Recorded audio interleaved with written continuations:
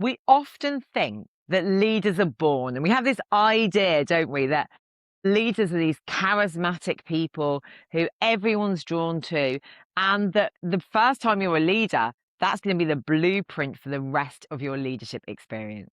But I'm going to let you into a secret. Most people are not good leaders when they start.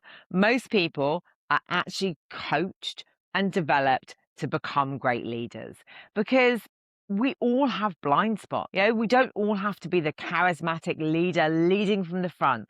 There are so many different types of leadership style which are effective. But if we don't have coaching, then we don't actually have that space to develop. So when you are thinking about your leadership approach, having somebody work with you, look at your strengths, look at your blind spots, look at what you need to develop. Somebody to hold an open and curious space for you to work through your problems, for you to go, okay, there's a pattern here.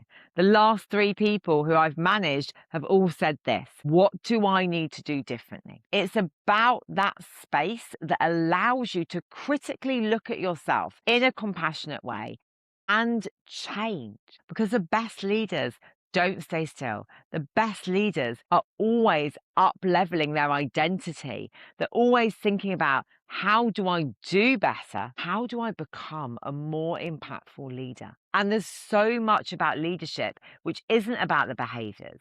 It's about what you model.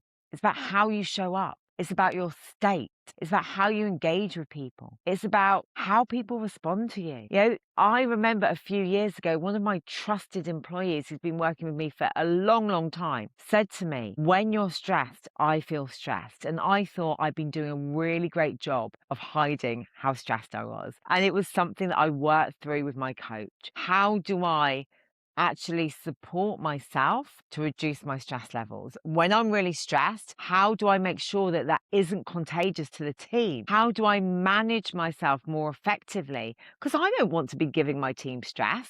That isn't what I want to be doing. I want to be supporting them and growing them and developing them.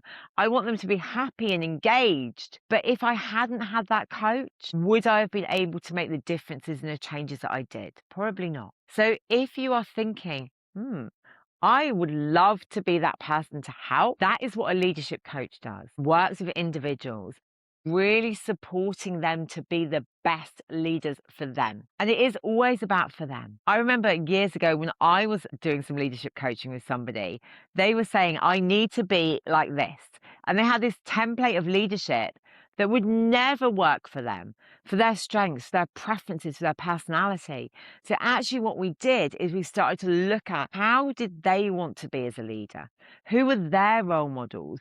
What were they making into being a great leader, which actually wasn't there? And it was such interesting work because they were able to really build on their strengths to become more confident, to become the leader they needed to be. And they changed. They've now grown and sold 2 businesses. And they wouldn't have done that without the coaching because they didn't really see all of those things that they had inside of them. They were comparing themselves to others. They were looking at what they lacked, not what they had.